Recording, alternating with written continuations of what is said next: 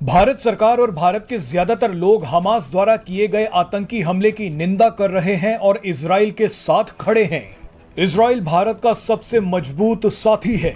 भारत के हजारों लोग तो इजराइल के लिए लड़ने तक की बातें कर रहे हैं। इजराइल भी बार बार भारत से मिल रहे इस समर्थन की तारीफें कर रहा है। लेकिन इसी बीच भारत से ही एक ऐसी तस्वीर आई है जो इजराइल के घावों पर नमक छिड़कने जैसी है। ये तस्वीर इजराइल कभी नहीं भूलेगा।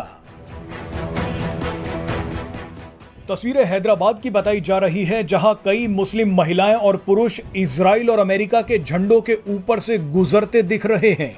मस्जिद में नमाज पढ़ने के बाद ये लोग इजराइल के झंडे को रौंदते हुए निकल रहे हैं। इन तस्वीरों में उस इजराइल का अपमान हो रहा है जो हमेशा भारत के साथ खड़ा रहा है। पाकिस्तान के साथ हुई जंगों में इजराइल ने हमेशा भारत का साथ दिया है। इजराइल ने संयुक्त राष्ट्र से लेकर हर बड़े अंतरराष्ट्रीय मंच पर कश्मीर के मुद्दे पर भारत का समर्थन किया है। लेकिन हमास का समर्थन करने के लिए कुछ लोगों ने इजराइल का ही अपमान कर दिया। ये अनजाने में है या जानबूझकर, लेकिन भारत में हमास जैसे आतंकी संगठन का समर्थन किया जा रहा है।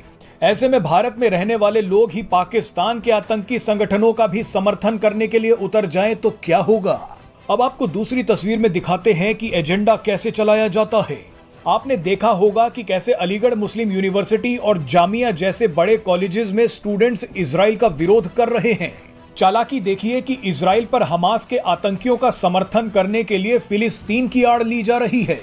एजेंडा चलाने आए ये प्यारे प्यारे और मासूम बच्चे बोल रहे हैं कि फिलिस्तीन को आजादी मिलनी चाहिए। लेकिन इन सभी से कोई पूछे कि अभी तो मुद्दा इजराइल पर हमास के आतंकी हमले का है। आतंकी हमले को जायज ठहराने के लिए ये लोग फिलिस्तीन की आजादी का मुद्दा ले आए।